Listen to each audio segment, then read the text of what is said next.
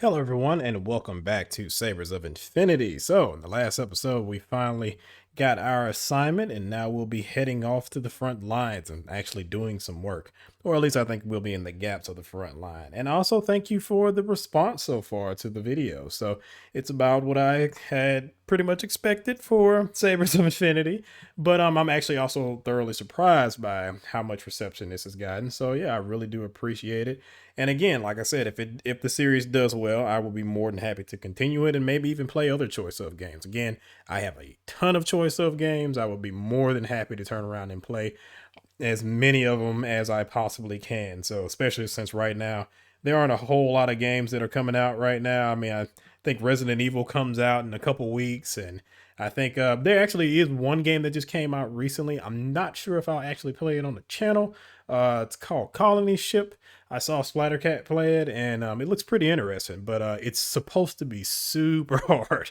So I don't know if I actually end up playing it on the channel. There's also Disco Elysium that I do plan on recording later on this week, and if I can, actually, I'll fit it into the schedule for later on this week because work has kind of went sideways. So yeah, I'm gonna have to try and squeeze some of this in throughout the weekday in order to have a lot of videos, or at least enough videos to cover the week.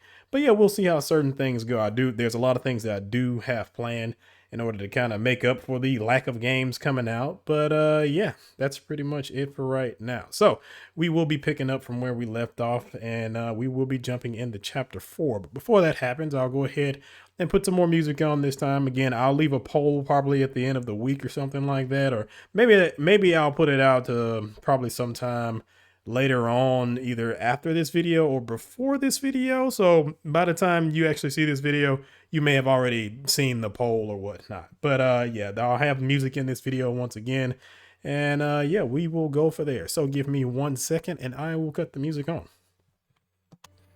All right, and now that the music is on, let us jump into this chapter 4, wherein the cavalry officer serves under a Knight of the Red and faces a Bane Lord of Antar.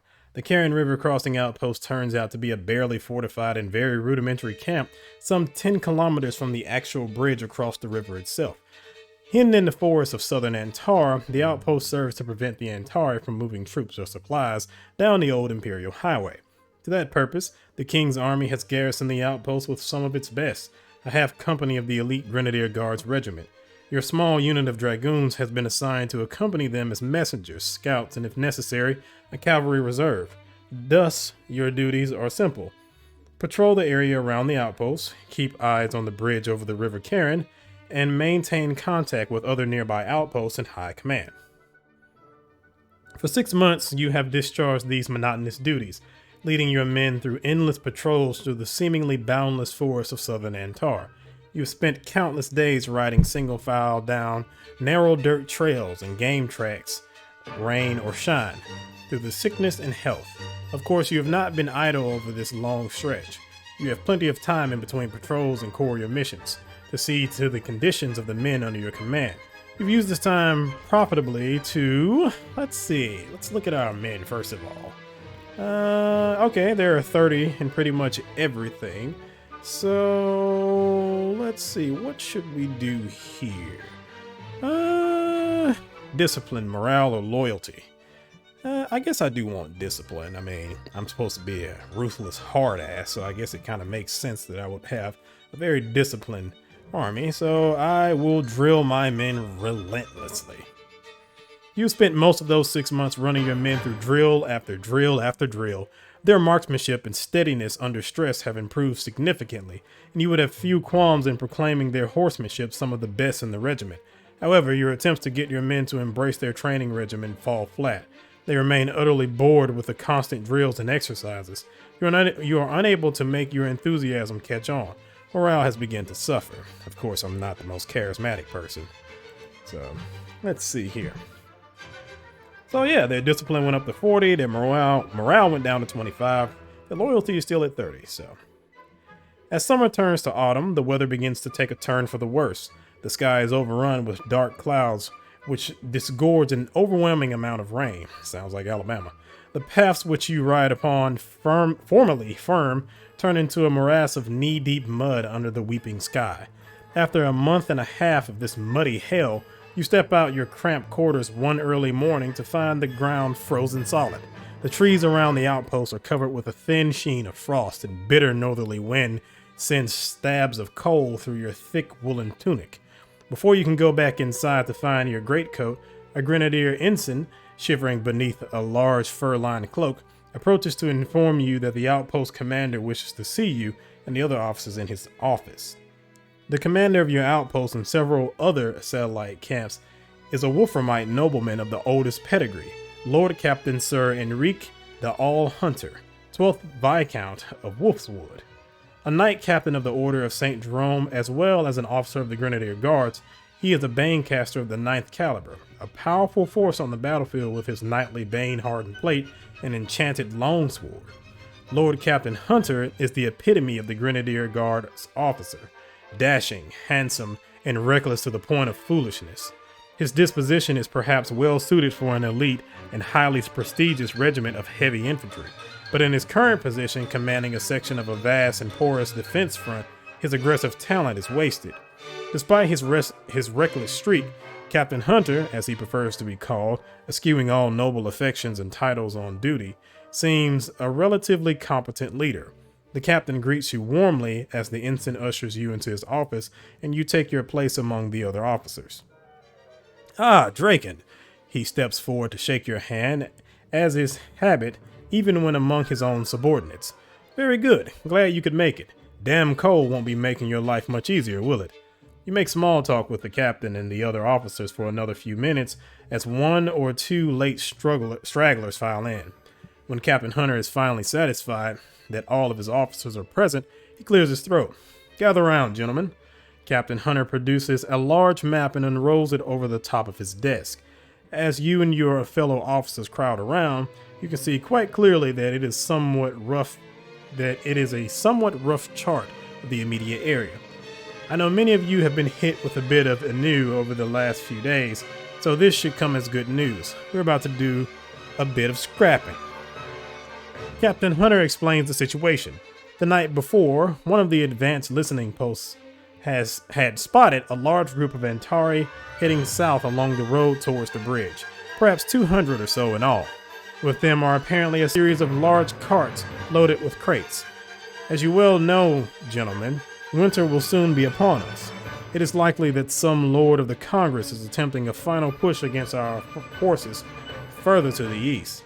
I would think it very likely that this force is a supply caravan loaded down with food or winter supplies for what every army might be gathering out there. Thus, it is imperative that we stop this force. It is clear that the captain is set on battle. A few worried murmurs rattle about in the crowded room. To stop such a force would require immediate action without adequate preparation or reinforcement from the other outposts under the captain's command, against a force that outnumbers the entire Tierran garrison 4-1. Jesus. Captain Hunter outlines his plan. He intends to ambush them as they cross the bridge, sending the cavalry element of the garrison, that is to say you, ahead to scout the area and prepare the ground first.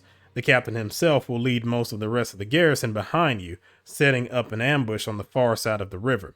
When the Antari column arrives and begins its way across the narrow wooden bridge, Hunter's grenadiers will attack the flanks and rear of the column. At the same time, you and your dragoons are to occupy the fortified toll house on the Tierran side of the river, acting as a blocking force to prevent the Antari from escaping the ambush and continuing down the Imperial Highway. While the captain rarely asks for his subordinates' opinion on their orders, you can't help but feel that the captain's plan is utterly foolish. This reckless act will get us all killed. Too reckless. The rewards are great, but the risk would be enormous. Risky, but necessary. A chance for glorious victory. Well, I do think it's risky, but necessary. I'm not going to be like all in for it, but yeah, I think it's risky, but it's necessary. You cannot ignore the utter recklessness of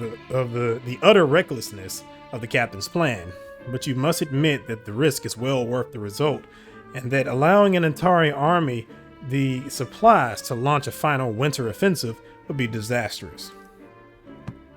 Over the next quarter of an hour, Captain Hunter goes over the ambush positions in detail, using wooden tokens to simulate your forces as well as those of the enemy. When he is confident that you have all reached an understanding of the planned ambush, he dismisses his own grenadier officers, leaving you alone with the captain. Captain Hunter beckons you to approach. You step up right to the edge of the desk. You must think me mad, Cornet, to send 50 men against 200 like this. Before you can respond either way, the captain continues. No matter, I think myself mad if I presented such a plan in the mirror. No need to worry though, I have a plan to even the odds, and you'll be the one to put it into action. Captain Hunter reaches into a large desk drawer and pulls out a bulky canvas satchel. With one hand, he flips open the flap to reveal a large block of blood-red wax, smelling of cinnamon and pine sap. Next to it are hundreds of strips of parchment, neatly bundled, each etched with the intricate series of runes, Bane seals. I would much rather entrust this task to one of my own officers, but seeing as the only unit of horse available serves under you, I suppose you will have to do. I require you to set these seals in preparation for a cast when you first arrive. I've drawn up a diagram and placed it at the bottom of the pack, so there's no excuse for any error. Needless to say, this cast will set the opening odds in our favor considerably. It would not be hyperbole to say that the success of the operation depends on it. Thus, I should require you to make preparing these seals and setting them in the proper pattern to be top priority. The captain set the satchel down in front of you. Take this with you and inform your men. I want your patrol saddled and out the gate in 2 hours. Dismissed. Satchel in hand, you head for the enlisted men's barracks to rouse your dragoons and inform them of the upcoming action in which they are to take part. Around you, you can already see the grenadiers assembling by platoon. It will take them nearly half the day to arrive to the ambush position on foot. You try to ignore the nervous sensation in the pit of your stomach as you push open the rough wooden plank door and enter the smoky and ill-lit common room of the barracks. This will be the first engagement leading your own men into combat. There will be no Captain Montez to offer you advice, no fellow cornets to watch your back. You and you alone will be responsible for leading your men to victory or death. Your men are eating breakfast when you inform them of their new assignment. Despite the obvious danger of the mission, they wolf down their stew and black bread quickly and are at the stables, saddling their mounts within half an hour. 6 months without any sort of excitement has left them spoiling for a fight. You saddle up and strap the satchel to Faith's side. Giving your saber and pistol a last check, you climb atop your mount and ease the animal towards the outpost gates. By the time you arrive, your men are already present, mounted up and ready to go. Your heart pounds in your chest as your horse carries you to the head of the formation. Not even the chill morning wind can cool your anxiety. After a quick glance over your shoulder to ensure that your men are in formation, you're face forward. Dragoons, advance. It is 10 kilometers as the Griffin flies from the outpost to the bridge, but the winding path down through the woods make the actual traveling distance more like 20. Normally, it would be an easy ride of 4 hours or so to reach your destination, but today time is of the essence. It would be wise to pick up the pace a bit more. You could also risk trying to go as fast as possible. With luck and good horses, you can make the trip in less than an hour and a half, but the strain on your mounts would be immense. I did pay for a horse, so let's see how good the horse is. Damn the horses, ride at full speed. You ride your horses as hard as you can, pushing them to the absolute limit of their endurance in an attempt to get to the bridge as quickly as possible. Unfortunately, you fail to pace your horses properly, having forgotten that you must bring a horse up to running speed slowly. Overextended and exhausted, your mounts all but collapse a kilometer before the bridge, forcing you to lead your mounts the rest of the way. You arrive at around 10 o'clock. Well, shite. The Carrion River Bridge was built in the days of the old empire, spanning the wide, sluggish river at the narrowest path. A series of granite arches carry the roadway from one low bank of the Carrion to the other. The road itself is covered with logs, split and laid flat side up, to maintain a manageable surface during the rainy season. On your side of the river, at the very edge of the river bank and not far from the road, stands an old toll house of fieldstone and wood. You send your men to scout and secure the area immediately across the bridge while you investigate the building. The toll house is empty, but in good shape. The thing was abandoned when the king's army took control of the bridge. and you quickly understand why Captain Hunter would choose for you to take the position here. The walls are thick and solid, better to keep out both the harsh winter and Antari musket balls. The house itself possesses windows on the second floor facing the bridge, excellent firing ports. In addition, a low wall surrounds the main building and the ramshackle stables, allowing further protection for your horses. After a minute, your men return to report that the immediate area is clear. With the area secure and your men's horses tied up in the stables, you must now take the time to carry out Captain Hunter's orders. You search the satchel and do indeed find a diagram instructing you on how to set the bane seals in the proper positions. Thankfully, the diagram itself is clear, and Hunter's handwriting is readable enough for you to understand it without too much puzzling. The casting pattern is a simple one, requiring you to set the seals upon the trunks of the trees on the far riverbank. As you set your men to melting the wax, you begin preparing each of the strips of parchment. As you count out the parchment strips, you come to the realization that the captain's diagram is full of redundancies and double sealings. You consider the possibility of arranging the seals more efficiently and using the remainder to extend the pattern, resulting in a more effective cast. Of course, you could also simply pocket the excess bane seals and sell them later. Such tools of the banecaster's trade fetch exorbitant prices in almost any town. I'm not going to do that. Let's ask my sergeant for advice. Sergeant Lanzaril doesn't even stop to think before telling you his mind. Sir, if you think you can make the pattern more effective, do it. Senior officers love fellows who use their initiative to win fights. With that in mind, you decide to try to set the seals down in a more efficient pattern and use the rest to extend the pattern. You try your best to come up with a more efficient pattern, but such a solution eludes you. After an hour of taxing your brains, you finally give up in order that the seals be set down in the original pattern. The whole process from start to finish takes 3 hours thanks to the time wasted on your failed attempt to come up with a better alternative. You finally finish up 3 hours after you first began. See, once again, that's the thing about this. It lets you attempt it, and sometimes it'll even tell you that, you noticed that this might happen. But of course, I had to be a little bit smarter to do that. So my intellect wasn't high enough in order to pull that off. I think it had to be like maybe a 40 or something like that in order to pull it off, or that had to be my main focus. But yeah, that's not my strength, so I can't do that. Alright, with the Bane Seals pattern set up, the entire apparatus merely awaits a caster of sufficient caliber to unleash its destructive potential. In the meantime, you are left to your own devices with your wait for both the enemy and Captain Hunter's relief force to arrive. 3 opportunities immediately appear to you. The most obvious choice is to rub down and feed your horses, who remain still somewhat fatigued after your ride from the outpost. Keeping your mounts healthy and ready to go would likely prove an asset in the coming battle. Secondly, you can ensure that none of the Antari escape the trap prepared for them by cutting down a few trees and using them to block your end of the bridge. As treacherous as the roads are this time of the year, the river is far worse. You have little doubt that a slow death by hypothermia awaits any fleeing Antari willing to take their chances in the icy water. Lastly, there is the fact that while the toll house windows are large enough to serve as firing ports, they are perhaps a bit too wide, leaving your men open to return fire. Taking the time to cut proper firing loops might lessen the chance of a lucky shot killing one of your men. In the end, I'm going to care for my horses since I kind of botched that one, so. You take some time to care to your horses, feeding them with oats from the feed bag you brought along with you and rubbing them down with rags soaked in boiled water. After that, you clean your saddlery and ensure that none of your mounts have any hidden and hitherto undetected injuries. Finally, after an hour and a half, you do all that you can for your mounts.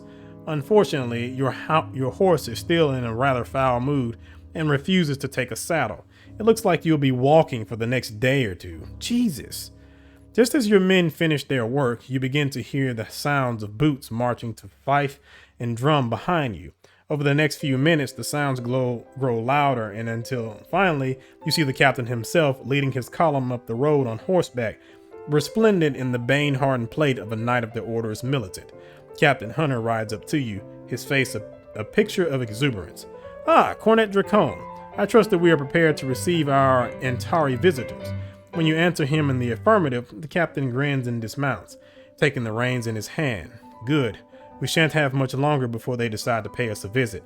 He points out a smoke trail rising from the woods on the other side of the river. A party of locals wouldn't dare risk detection so close to the outpost, but a column of armed men would. They've likely stopped to warm up and rest their horses. Hunter pauses in thought for a moment before frowning. They wouldn't be doing that in the middle of the afternoon unless they're expecting a fight. Their leaders must be a smart one. He knows this bridge is our last chance to stop them. Hunter looks over his shoulder and beckons the rest of his great cloaked men to follow him. Well then, let's get to our positions before they decide to press on. The captain shoots you a serious expression as he walks past, his warhorse behind him. Saints guide you, Dracone. You and your men return to your positions within the toll house as Captain Hunter leads his grenadiers across the bridge. You sit in anticipation, staring at the column of smoke in the distance. A few minutes later, the captain waves a yellow signal flag in your direction, telling you that all is in readiness. You relax for a moment, then realize that the rising smoke from the other side of the river is gone. The Antari have doused their fires and are back on the move. Soon enough, you see the head of the column marching down the road. Their leader is a giant, bearded man on a large warhorse, resplendent in bane-hardened armor. From his back rise a pair of metal and leather frames, rising well over his head and covered with feathers in a way reminiscent of angel wings. He is an Antari church hussar, one of the most feared warriors on the continent. The Antari looks to his side. For a moment he pauses, staring at where you know Captain Hunter has hidden himself. Then, after a moment, he shakes his head and rides on. The Antari mutters something to the standard bearer beside him, a scrawny man carrying on his shoulder a banner emblazoned with a grizzly bear rampant with a greatsword. A series of heavy carts follow them, surrounded on all sides by a massive mob of ragtag infantry.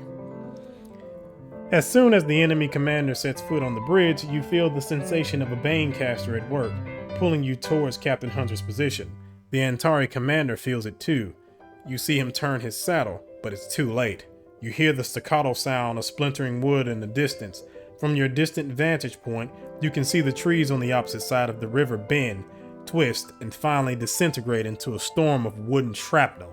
The Antari column is churned into a chaos by a sudden storm of meter-long splinters. Men fall impaled or mangled by the sudden attack. Even from 300 meters away, you can hear their anguished screams of agony and shock. From the toll house, you see the Antari commander pick himself off the ground, his magnificent warhorse turned to a gory ruin, his armor scored and bloodied. You see him pick up the tattered remains of his flag from the shattered corpse of his standard bearer. You hear him bellow out orders in the primary melodic tongue of the Antari as he tries to bring his men to order. Then you see 100 black specks fly from the forest in high arcs and land on the road. Explosions rock the chaotic mess of the Antari column as each of the grenades burn through their fuses and explode. The already shattered Antari formation begins to disintegrate into an unordered mob. Some run for the woods, only to be cut down by a sudden volley of musketry. Captain Hunter has sprung his trap. From the other side of the river, you can hear your commander crying for blood as his men charge out of the forest with fixed bayonets. Tierra and victory, kill them all.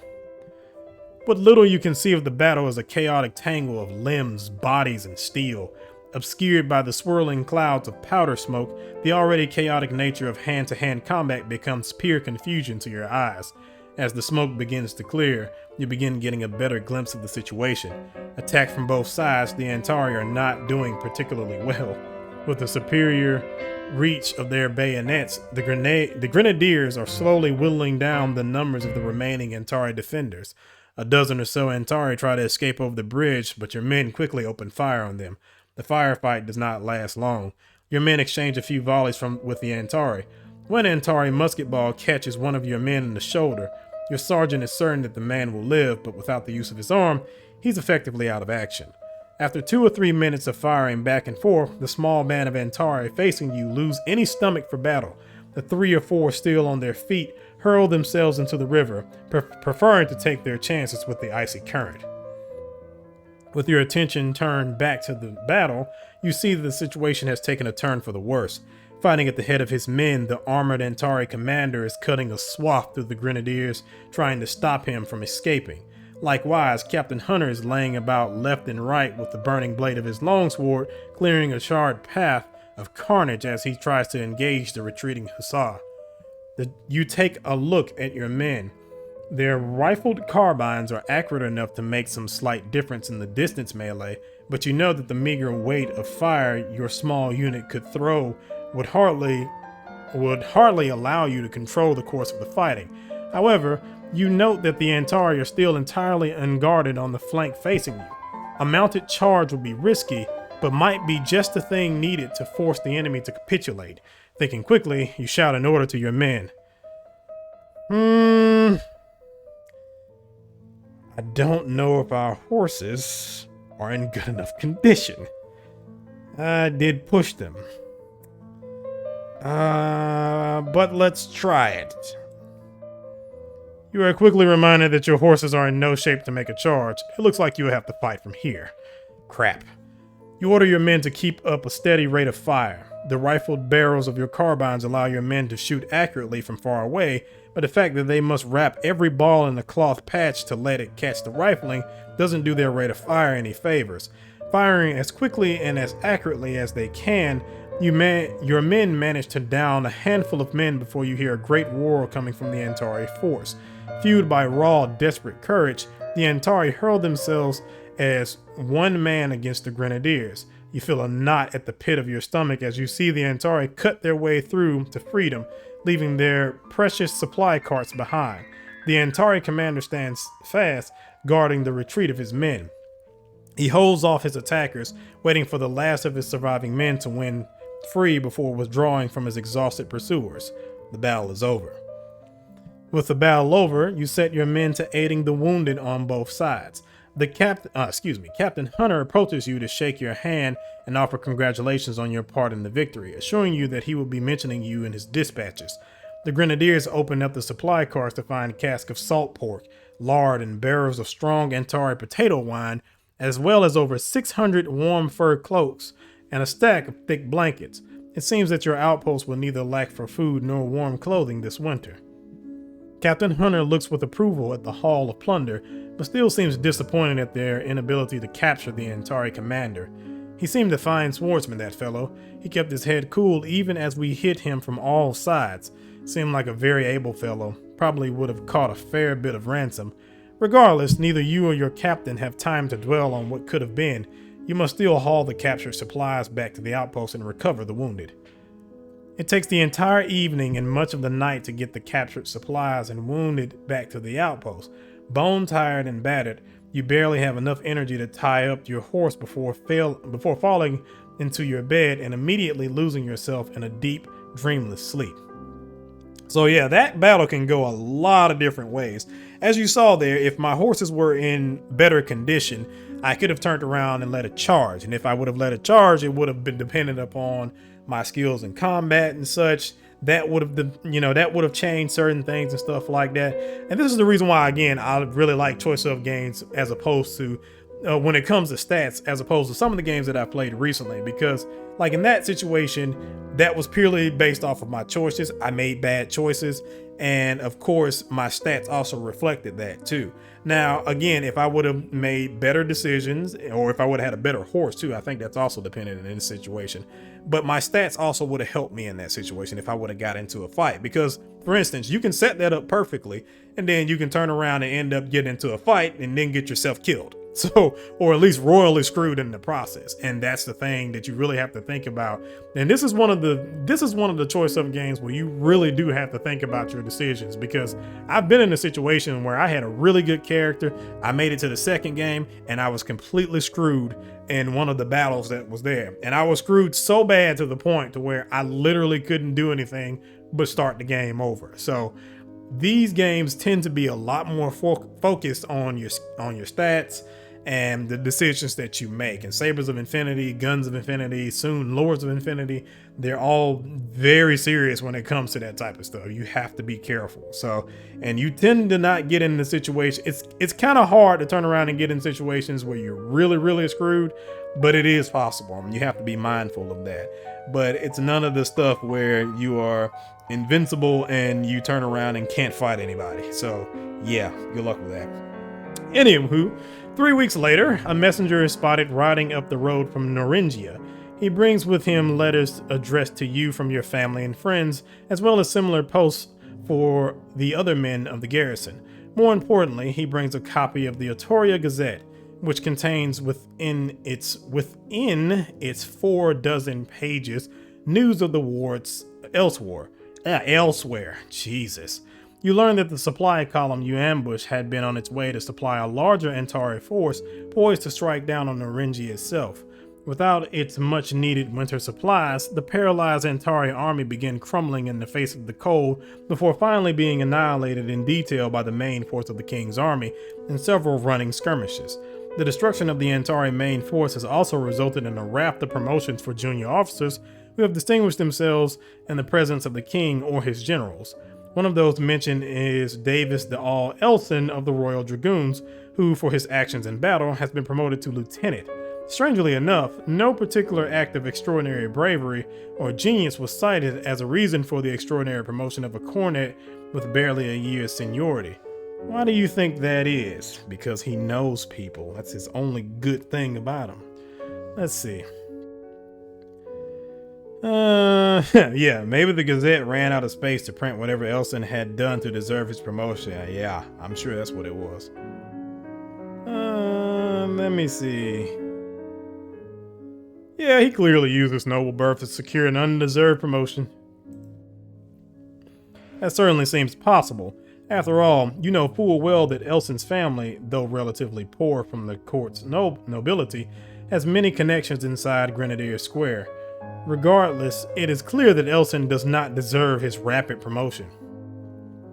Your first winter in Antar turns out to be a never-ending purgatory of mud, snow, ice, and hail. Thanks to your captured warm weather gear, you return from patrol with your extremities merely stinging from pain rather than numb by the telltale symptoms of frostbite.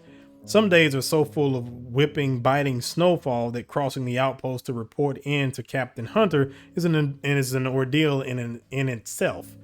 With everyone crammed into the crude, leaky shelters, disease spreads quickly. A dozen of the grenadiers die from strange diseases which you have never heard of before. You and your dragoons are not immune to these foreign sicknesses either. Not a day goes by without 1 or 2 of your men ill from some strange or familiar ailment. By the time the snow finally begins to melt, you are all sickly and emaciated. You meet the first signs of springs with depleted food stores, a terrible case of the flux, and with 3 of your men's horses frozen to death. Thankfully, a supply column from Naringia soon follows, bringing with it food, reinforcements, and some welcome news. In his infinite wisdom, His Grace the Duke of Wolfram, commander of the king's army in Antar, has decided to focus military operations along the River Cairn for the foreseeable future. Thus, the small outpost which has served as a base for you and your men over the past year is to be vastly expanded with a palisade, more permanent buildings, and enough room to house 3,000 fighting men and their hangers-on, camp followers, and servants. With this news comes official documentation designating the site of your much expanded outpost as Fort Cairn, though you rather think that it is more wishful thinking on Wolfram's part than a statement of fact. A steady stream of profiteers and other ne'er-do-wells follow in the wake of the new arrivals. The next week, another column arrives, bringing with them a company of Royal Engineers, 4 small pieces of field artillery, and a half-dozen other small detached units of cavalry from other regiments. They bring with them news that Captain Hunter is to be promoted to major, and that your long assignment as the outpost's only cavalry officer is finally over. With another 3 dozen cavalrymen now present at the outpost, you are now at more liberty to choose your own assignments. A few options present themselves. Firstly, you can remain on patrol duty while the other cavalry units take over the additional duties of the enlarged outpost, Without the need to also operate as hunters at need cavalry force, you could probably expect an easier time of it. Secondly, you could always draw the easier duty of serving as the cavalry reserve. While that means you will be cooped up in the barracks for most of the next year while the other cavalry units are on patrol, there's always the chance for some emergency or great battle for you to distinguish yourself. Lastly, you can request a promotion to lieutenant. Now that you have 1 year's seniority needed to be eligible, a promotion to lieutenant would be the natural step forward. Such an advancement would open up the possibility of being assigned the command of an entire troop of 40 dragoons, and thus give you a greater chance of finding yourself in a major engagement. Promotion in the Royal Tieren Army is a fickle thing. You would need both the appropriate seniority and the funds to pay the difference between the amount you could sell your cornet's commission for and the price demanded by the man selling his lieutenant's commission to you. In your case, the going rate for such a step up is about 250 crowns, hardly an insignificant sum. However, particularly well-regarded officers sometimes have the cost of their promotion covered by the regimental funds as a reward for their high reputations, and something which you are certainly wouldn't be able to manage. Okay, so how much money do I have? I have 155 wealth, so I cannot do that.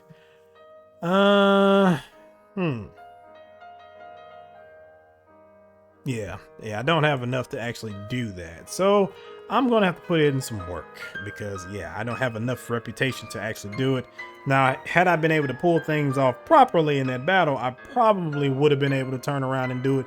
Or if I wouldn't have bought that horse, I probably would have been able to turn around and do it. But alas, such is not the case. So I will return to patrol duty. You inform Major Hunter and your men of your decision the next day. All right. Chapter 5, wherein the cavalry officer must choose betwixt his honor and his duty to his Tieren Majesty's army. All right, let's see what we have here. I was told that the state of war starts updating in about chapter 5 or after chapter 5. So let's see if anything has changed here. Oh God, yes, it has. Okay. Let's see, that's the first one we had right there. In summer 602, elements of the king's army have reached the River Karen. Construction has begun on numerous outposts along the river. Royal Tieren intelligence reports that a large Antari army is being mustered to repel the Tieren army. His Grace the Duke of Wolfram is dispatched to take overall command of the Tieren army in Antar.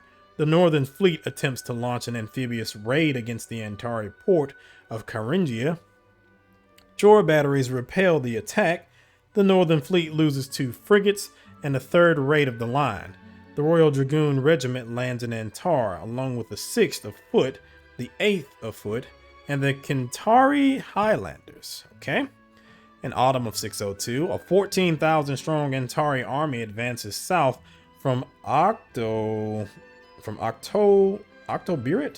with the intent of retaking Thuringia. The Duke of Wolfram assembles a force of 9 regiments, numbering 6,000 men, to face the Antari with the intention of isolating individual columns and destroying the enemy by detail. Winter of 602, after a 12-day running battle, the last 4,500 survivors of the Antari army surrender to the Duke of Wolfram's troop, 70 kilometers northeast of Thuringia. Thousands of men die on both sides from the bitter winter weather. The Duke of Wolfram makes a decision to bypass the heavily fortified city of Caringia. As a result, the River Karen is designated the main line of defense on the western front. Elements of the Grenadier Guard, the 9th Foot, and the White Rose Lancers are dispatched to reinforce the picket forces already present. In the spring of 603, increased Tieren presence along the River Karen has led to an increase in partisan activity. Royal Tieren intelligence reports evidence of a second Antari army being assembled in the northwest of Antar. So yeah, as you can see, they give you very detailed reports about what's going on. So yeah, and things are starting to escalate a lot. Personages of importance. So we already know about Kais, we know about Michael. Lord Davis de All Elson, lieutenant of the Royal Dragoon Regiment, eldest son of Baron Hawthorne, a poor but politically influential courts noble, in possession of aspirations to knighthood, Banecaster of the 3rd caliber. So yeah, it's not that highly ranked. Let's see. We have William Fenton, Corporal of the Royal Dragoon Regiment, formerly in service to the Dracone family, Baneless. Athelstan Harlick, Corporal of the Royal Dragoon Regiment, popular with the men, Baneless. Leonard Hernandez, Corporal of the Royal Regiment, disciplinarian, Baneless. Saul Hammond Lanzerl, Sergeant of the Royal Dragoon Regiment, formerly of the 4th Regiment of the Foot, Baneless. And yeah. Daniel Daal Lefebvre? Yeah, that guy. A staff officer of the Grenadier Guards Regiment with the rank of Captain, Baneblood. Sir Alfred Daal Montez, the commanding officer of the 3rd Squadron of the Royal Dragoon Regiment, holds the rank of Captain, Baneblood. His Tierran Majesty King Miguel I, we already know about him. Richard Walken, Sir Enrique Dahl Hunter, Viscount of Wolfswood, an officer of the Grenadier Guards Regiment, Knight Captain of the Order of St. Jerome, commands the outpost at the Carron River Bridge, Banecaster of the 9th caliber, and Hector Candles? Sure. Duke of Wolfram, Lieutenant General in command of Tierran forces in Antar, Duke of the Northern Duchy of Wolfram, an experienced but conservative career soldier, Banecaster of the 6th caliber. Okay, I'm pretty sure we're going to hear his name a lot more because Wolfram comes up quite a bit. All right. Let's see, Chapter 5, wherein the cavalry officer must choose betwixt his honor and his duty to his Tierran Majesty's army. In spite of the increased opportunities for new duties, you decide to remain on patrol duty for another year. Of course, this year things will be different. With the outpost expanded into a full base of operations, the tempo of life has picked up. You cannot even drop by the enlisted barracks to check on your men without bumping into some newly arrived officer happy to establish an acquaintance. With the new faces come a new attitude and new superiors. With Sir Enrique Hunter's promotion to Major, he no longer has the time to direct individual patrols. Instead, you must deal with a member of his newly appointed staff, Captain Daniel Daal Lefebvre? Yeah, we're gonna just call him Leaf. Okay. A harsh and cynical man whose blunt and caustic manner strikes a sharp contrast with the gentlemanly Major Hunter. Over the next few weeks, the outpost expands dramatically. The newly arrived engineers build several wood and stone bunkhouses to shelter the new men. A high log palisade is raised. The cozy little camp, which had served as your home for the past year, is no more, replaced by a bustling little fortress complete with merchants, provosts, and houses of ill repute. Your patrol duties are temporarily suspended as new patrol routes are planned to accommodate the vastly expanded supply network linking the outpost to Noringia. You notice that Sergeant Lanzaro does not get along well with some of the new arrivals. One or two of the newly arrived junior officers seem especially disagreeable to him. One day, you are told that Lanzaro has struck an officer, a newly arrived ensign from the 4th of Foot. Though a hastily convened board of inquiry quickly finds the officer at fault and acquits your sergeant, your reputation among the outpost's officers suffer for being unable to rein in such a loose cannon. After nearly a month of inaction, you are finally called to Captain Leaf's office to receive your new patrol route. The planning office stands in the center of the outpost's command building, a large room with a stone foundation and a massive map table in the center. It is the closest thing that the outpost has to a central meeting area or ward room. It is here that you have been ordered to report to receive your patrol orders. A pair of grenadiers with loaded muskets and fixed bayonets guard the door at all times, protecting the room and the valuable maps, reports, and classified files stored within. As they see you approach, both snap to attention and take a moment to ensure that you are indeed who you say you are before stepping aside to allow your entrance. As you walk inside, you can plainly see that the maps on the tables have been arranged for your benefit. Seeing you enter, Captain Leaf orders you to approach with a jerk of his chin. Upon closer inspection, you pick out the two routes traced on the larger sheet of parchment. Captain Leaf is clearly in a worse mood than usual today. He explains to you coldly that the outpost's increased garrison and responsibilities come with a greater need for supplies and warning time in case of attack. As such, both the length and number of patrol routes are to be doubled. Patrols which have previously taken one day are now to take two, covering a vastly increased area. Seeing as you and your unit have seniority of the more recently arrived cavalrymen, Leaf offers you the choice of the two patrol routes. The shorter, more monotonous one heading eastward, or the longer, more circuitous western route. I picked the eastern route. The men and I could use some easy duties for a bit. I picked the western route. More arduous duties will keep the men in fighting trim. Yep, I'll do the western one. The western route is indeed a difficult one, made up of narrow game trails and dusty country roads. The rough terrain helps keep your men on edge, and they learn to work more closely as a team by guiding each other's horses along the treacherous defiles and helping each other ford swift and dangerous streams. Your new route takes you to a series of Antari villages nestled in the hinterlands. You cannot help but note with disapproval the squalid conditions in which the Antari serfs lives. The lords of the Congress, which had ruled over these sad individuals before the arrival of the king's army, had kept them barely able to feed themselves. Their dwellings are crude mud and straw huts, their public buildings small and cramped. Compared to the comfortable wooden cottages and well-kept village squares of royalty area, the Antari settlements are downright primitive. Having been so thoroughly oppressed by their former masters, it is no wonder that the serfs treat you and your men with the greatest of friendliness. Despite your complete inability to understand or speak the Antari language, they accord you every patience and comfort they can when they visit. Your men can always count on a place to sleep under some poor peasant's family's thatched roof. Unfortunately, the local landowners and freeholders, at least those who did not flee north, seem less enthusiastic with the presence of the king's soldiers. In your few encounters with the local nobility, they are cold, distant, and even outright hostile. They meet you with furious glares and spit at you when you pass them on the road. Though the king's regulations prevent you from exacting satisfaction for such insults, you cannot help but sense your men growing increasingly angry at such affronts. Worse yet, it seems that mere insults are the least of your problems.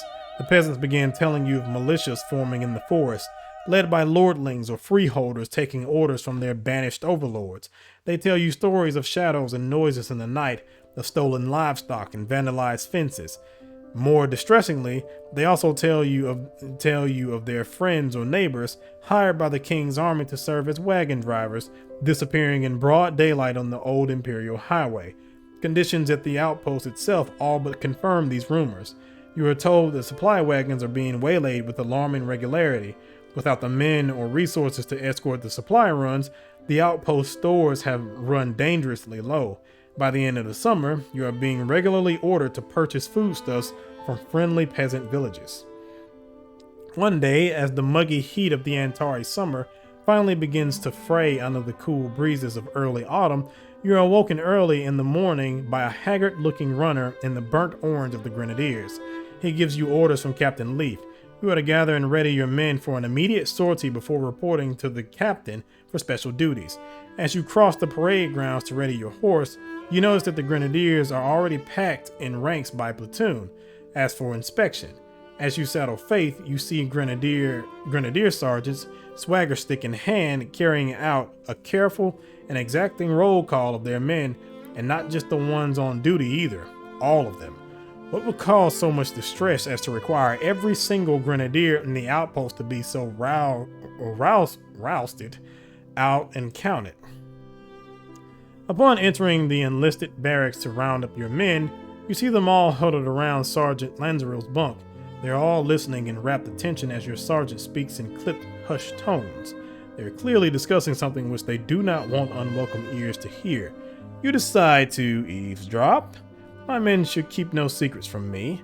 Approach them, ask what they are talking about. Just give them their orders and stay out of it. Well, let's see. Morale is not great, but their loyalty is about the same. I'm just gonna approach them and ask what they're talking about. You step in closer and make yourself known to your men, asking them straightforwardly exactly what it is that they are talking about. For a moment, you get no reply. Then Sergeant Lanzerill stands up. With all due respect, sir, I don't think you want to know. It is clear that your men would rather not tell you exactly what they're up to. How exactly to do you plan to get a straight answer out of them? Try to convince them, bribe them, threaten them, back off, and just give them their orders? I want to know. I do have money. Let's see. Maybe I should bribe them. Then again, I feel like I'm gonna need that money later because I know there's something that comes up and I think you can get some better equipment for your men. I know I can't convince them. But can I threaten them? My ruthlessness is high, but I don't know if it's actually based off of ruthlessness. And I'm pretty sure that would also affect my morale. Let's try to threaten them. Gentlemen, this is no light matter. I'm sure that whatever you are speaking of is against the king's regulations. If you do not reveal your knowledge of this affair to me immediately, I will have no choice but to bring the full force of the Articles of War upon your heads. I assure you, gentlemen, that will not be pleasant for any of us. Thoroughly intimidated, your men tell you about some rumors regarding some of the enlisted grenadiers, namely that they have been sneaking out of the outpost while off duty with weapons and rations, and not returning for hours on end. Your sergeant suspects that, frustrated by the constant raids on your supply lines by Antari partisans, they have taken the matter into their own hands without orders or leave. Thus satisfied, you give your men their orders. Your men seem none too happy about your threatening manner, and you doubt that your bullying will be quickly forgotten. I mean, you know, you have to be ruthless sometimes. Yeah, their loyalty went down by 5%. Their morale actually, I think the morale went down too. Oh no, the morale was always the same. So yeah, my loyalty went down by 5%. Meh. As usual, you find the captain in the planning office with a mug of strong tea in one hand and a sheaf of reports in the other. The man seems unreasonably preoccupied. In fact, you doubt you've ever seen him in a state of such anxiety. He does not even notice your arrival until you snap your heels to attention and report yourself ready for duty. The captain looks up. Cornet Dracone, about bloody time. I need your men for some delicate business. Leaf explains that a supply wagon from Thuringia was supposed to arrive the morning before. A few hours or half a day's tardiness could be chalked up to a broken axle or a poor stretch of road, but to be delayed more than a day on a journey only supposed to require 3 is something else entirely. Your orders are to lead your unit down the old Imperial Highway to Thuringia in an attempt to find the wagon, and hopefully escort it the remainder of the distance to the outpost. These orders seem more than a little strange to you. Supply wagons have disappeared before, but never with more reaction from the captain than a dismissive shrug or a frustrated glance. To send out a patrol so early in the morning to search for a single missing wagon seems almost like overkill. You ask the captain if that will be all. Leaf seems to wrestle with himself for a moment before he shakes his head. There's one more thing, Cornet. 6 of my men have disappeared in the night. The captain waves the sheaf of parchment in his hands at you. They have taken with them their musket shot and powder. If you find them, they are to be apprehended and returned to the outpost under escort and restraint, where they are to stand trial for desertion. Is that understood? Suddenly everything makes sense. Leaf does not give a damn about the wagon. Your real mission is to find and bring back these deserters. Yet that itself seems strange. Only a fool would try his luck in a massive and openly hostile country like Antar, and if they did, they would certainly take more than their weapons. As Leaf seems to know more than he's letting on, I of course cannot convince him. Threaten to go to the Major Hunter if he does not tell me the truth. Accept my assignment at face value. I'm not naive. I will threaten him, as I have threatened my own men. You begin to insinuate that you know that Captain Leaf is holding on to some sort of information about your assignment, which he is not telling you about. As you bring up the possibility of telling Major Hunter, the captain scoffs in your face. And what proof do you have? For all I know, you are attempting to threaten me with some information which the Major has himself entrusted to me. When a junior officer of untested reputation demands to see something which they are not privy to, without any solid or logical reason, there are unfortunate times when words like traitor and spy are ascribed to him. You are not a traitor, are you? The captain holds his gaze for a moment. Finally, you shake your head. You cannot win this. Good man. Off you go then. I shall entertain no more questions of such impudence. Dismissed. You find the men assembled and waiting for you as you step into the courtyard. Quickly saddling and mounting up on Faith, you take the lead as you have in 100 patrols before, riding out the main gate towards the old Imperial Highway 2 hours after dawn. The next few hours are uneventful. You and your men keep ready eyes for anything out of the ordinary on the road as you make your way at a measured pace. After a few hours, the midday sun begins making itself known, surrounding your tiny column with a miasma of hot, muggy air. Finally, and about noon, you hear noises and voices shouting in Tieran. You spur your horses forward and turn the bend. You come across a sight which you will not forget for a very long time. The first thing you see is the missing wagon, tipped on its side, one wheel spinning slowly in the midday breeze. The next thing you see are the remnants of its drivers. You hear someone swear roughly behind you. The peasant hired to drive the wagon, 2 men and a woman, at least you think it had been a woman, have been disemboweled, mangled, and then beaten beyond identification. Their shattered remains hang from the low branch of a nearby tree. The rough shape of the 2-headed eagle of the League of Antar is carved into the chest of each of the murdered peasants, leaving no question as to the allegiance of the perpetrators. So shocking is the scene and its cruelty that it takes you half a minute to see the 2 men in the orange jackets and bearskin shakos of the grenadiers approach the desecrated corpses. Still struck dumb, you watch as one of them cuts a body down with a knife. You see the grenadier toss the bloody form into the ruins of the wagon as the other one sits around a pile of kindling, clearly trying to start a fire. The grenadier by the cart sees you and your men as he looks back up. His hand darts to his musket lying against a nearby tree trunk by instinct before catching himself, recognizing the gray and red tunics of the Royal Dragoons. The infantryman scrambles over to you, sketching off a quick salute. His sleeves carry the 2 chevrons of a corporal of the grenadiers. We found these poor folk just hanging like that. His voice is full of barely suppressed anger. Must be the bloody Antari freeholders raiding again. We're just giving these poor souls a proper cremation so they can meet the saints in a state of peace. No grenadier would venture as far away from the outpost as this, not under orders. These must be the deserters which Captain Leaf ordered you to find. However, their presence on the road makes very little sense. Deserters attempting to flee the army would have no reason to travel in the open, or head for Noringia where the large garrison would certainly apprehend them. More importantly, out of the half-dozen you were supposed to look for, only 2 are present. You can't help but wonder what happened to the others. Odd indeed. What do you plan to do about it? Let's see. Follow my orders. Render whatever assistance I can and escort these men back to the outpost. Question the 2 grenadiers about their other missing comrades. Search for the other missing grenadiers myself. Let's question them. You step forward menacingly, your hand resting on the hilt of your saber. Your men follow your lead.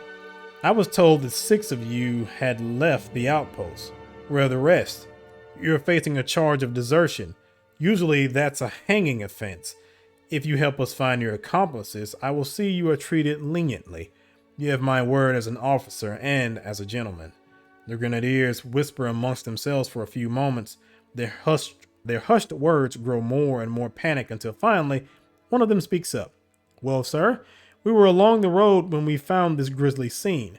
The sergeant flew into such a rage that he ordered us to stay behind and give the body some respect while he and others hunted down the bastards responsible.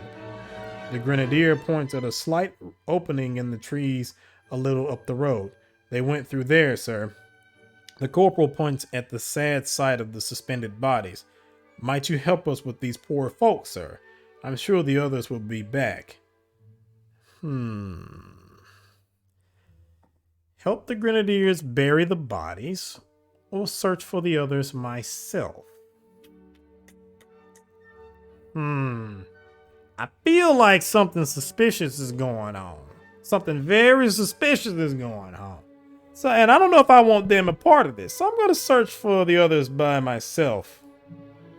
You leave two of your men behind to guard the grenadiers and go into the forest with the rest of your men. You and your men walk into the deep forest, leading your horses behind you. The woods here are not like the well-tended and constantly trimmed forests of Tierra. There is no soft, mossy carpet or carefully tended shrubbery here. The entire forest is dark and full of ragged bushes and treacherous footing. You follow what appears to be a narrow game trail. The rough pine branches whip at your face, and fragrant needles pinprick your exposed skin with annoying regularity. Your tracking skills stand you in good stead, allowing you to follow the trail closely. Navigating almost solely by compass and a rough map drawn from your previous patrols, you are able to find an area marked as a clearing with a side lane that leads to the main road. You burst through the underbrush into the wide clearing. In the distance, you see a pillar of smoke rise from the trees. A quick look at your map confirms that the smoke is coming from a point away from the main road. Grabbing your horse's reins in one hand and waving at your men to follow with the other, you plunge back into the undergrowth, heading for the rising smoke. Your men rush in, carbines at the ready, to come face to face with a quartet of grenadiers, their faces and uniform jackets besmirched with soot and blood. Behind them stands the remains of a stout farmhouse, one which might have been inhabited by a family of freeholders. Smoke pours from the shattered windows, and the shingles hang curled and blackened, the only hint of the maelstrom of flame and darkness rolling within. Your training takes over. You bark a few quick orders. In the space of half a moment, the grenadiers have their muskets on the ground, their hands raised in peace as you approach them with sabers in one hand and pistols in the other. Deserters or not, these men still snap to the words of a Baneblood and an officer. You send your men to look over the rest of the scene as you keep guard over the grenadiers and their discarded weapons. Your sergeant returns to report. Lansroll is as unfazed and professional as ever. We found the bodies of the inhabitants, sir. Freeholders. I took a close look. The girl had a king's silver dam around her neck. Hole drilled right through His Majesty's likeness. I'd figure their livelihoods for brigandage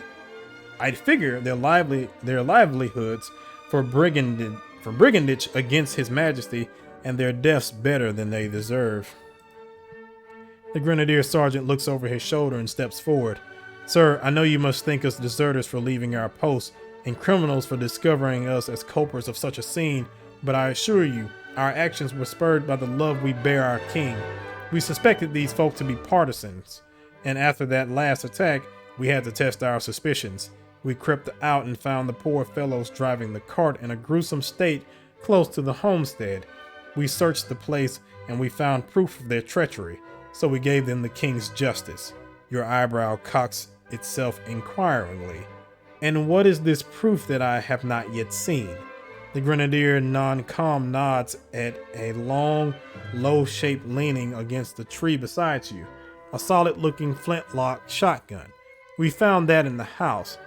You think some honest farmer from Rindelwald be carrying a heavy piece like that? That's a weapon for killing men. The sergeant has a point. You note that the weapon has a heavy flared barrel, perfect for killing men at close range. Certainly a poor piece for hunting small fowl or foxes. You see another column of smoke rise from beyond the burning farmhouse, and you grit your teeth in frustration, wondering why your men are wasting the time to properly cremate the bodies of possible enemies.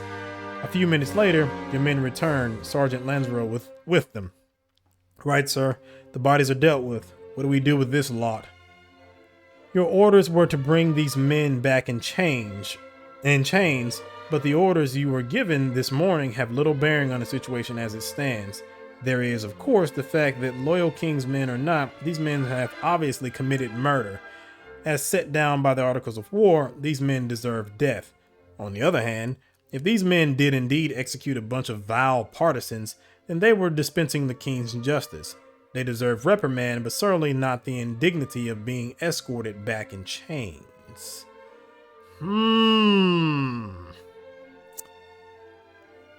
So I could drag them back in chains, or I could escort them back as guests, or I could have them shot for murder. Let's see then.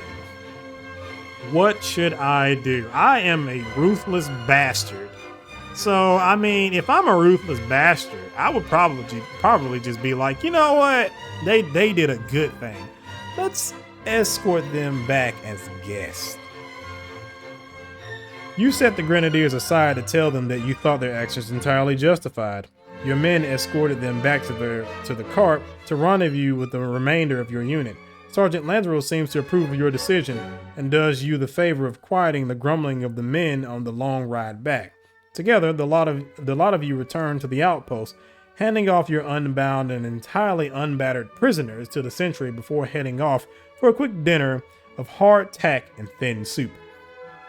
You report in to Captain Leaf with your men fed and prisoners' duty returned. You report to the captain the grenadiers' side of the story. He assures you that they will receive a fair trial, although privately he confides that he doubts that they will be convicted of anything serious. Tierra is too much in need of fighting men, Cornet. They will get the king's justice, but perhaps not in a form strong enough for some. Dismissed. You return to your cabin and fall asleep almost immediately. The next day, you return to your dreary patrol route. The partisan attack continues throughout the summer until finally, with the onset of the rainy season, the Army's high command begins assigning escorts to the supply wagons. No matter how bold, the partisans seem unwilling to attack a wagon guarded by half a dozen infantrymen. A few days after the first snow of the year, Major Hunter announces with some relief that there will be enough supplies to last the winter. As winter turns to spring, it is once again time to choose the next year's duties. I don't think, I still don't have enough for that promotion. Let's see. Yeah, we'll go on another one, but we will go on we'll request cavalry reserve duty. And we'll actually follow this up in the next episode. So, thank you for watching. If you like the video, like the video. If you want to see more content like this, subscribe. I have a lot of things on my channel, and I will have many other things on the channel in the future, including Sabres of Infinity, finishing up Sabres of Infinity, possibly Guns of Infinity, and who knows, I might even do Lords of Infinity, the demo. The demo is out, and I do plan on actually joining, donating to the Patreon for Paul Wang, so I will actually have access to the beta. And we'll see how that goes. I don't know if I'll actually be able to put the beta on the channel, but we'll see how it goes. Maybe he won't have a problem with it, but I will definitely ask before I do that. But yeah, that's just some planned things in the future. So again, if you have any comments, questions, concerns, leave them in the comment section. I get them straight to my phone, and I am more than happy to answer anything. Or if you just want to chit chat about random things, I am definitely able to. Sometimes I can't do it right away because I do have a full-time job and I do work. So yeah, that is another thing. So yeah, but yeah, definitely thank you for watching, and I will see you in the next one. See ya.